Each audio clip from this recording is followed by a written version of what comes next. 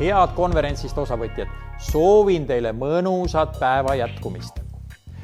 Minu ülesandeks on loetud minutite jooksul demonstreerida ühe vabalt valitud indiviidi muundumist, transformeerumist teaduskommunikaatoriks, nii palju kui see vähegi võimalik on. Ehk siis alustame algusest, alustame päris algusest. Siin oleme oma esimesel fotosessioonil. Võib-olla veel mind ei paista, aga igal juhul 3 kuud enne on toimunud mõned noori erutanud üritused, tantsupeod, kõik see on parasjagu talv. Fotosessioon ise toimus 31. mail 1959. aastal. 16. detsembril samal aastal ma juba sündisin. Sellel pildil katsetan oma elu esimese sõiduvahendiga. Vaadake, kuidas voolujooneline, reguleeritava katusega masin ületab mängleva kergusega talviseid radu.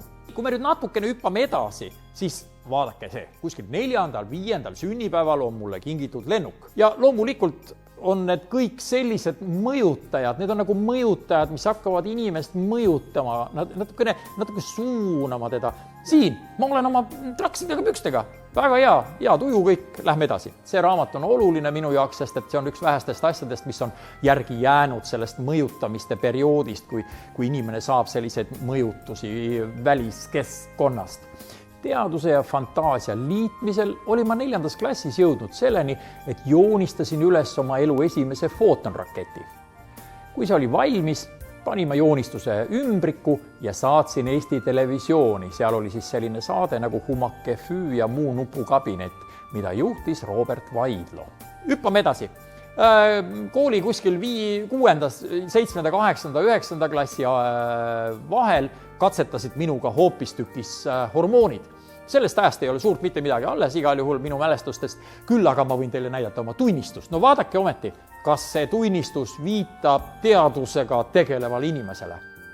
Siin on ainult 3. Siin ei ole mitte midagi, see on mitte midagi täiesti lootusetu juhtum. Igal juhul kõrgkooli ma algul sisse ei saanud. Mul õnnestus minna tööle linnahalli.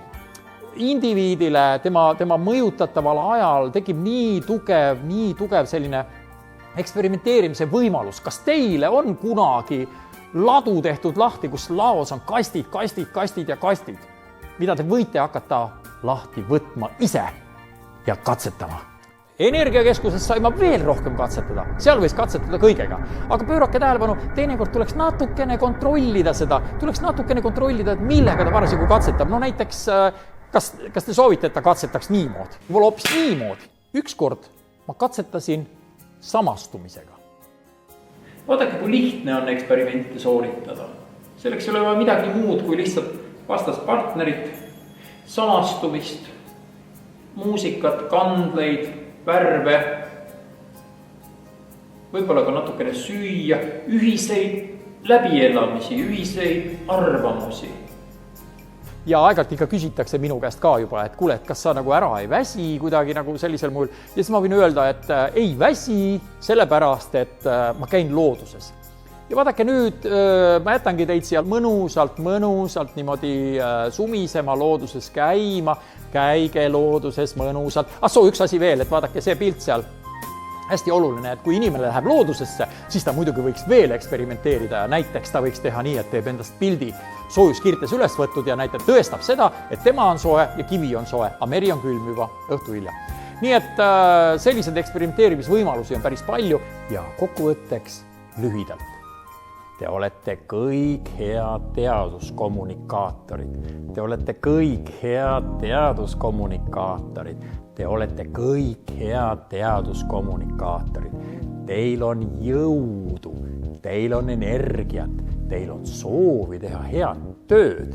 Te kirjutate häid projekte, te saate grante, võimalusel puhake ja siis alustage otsast peale.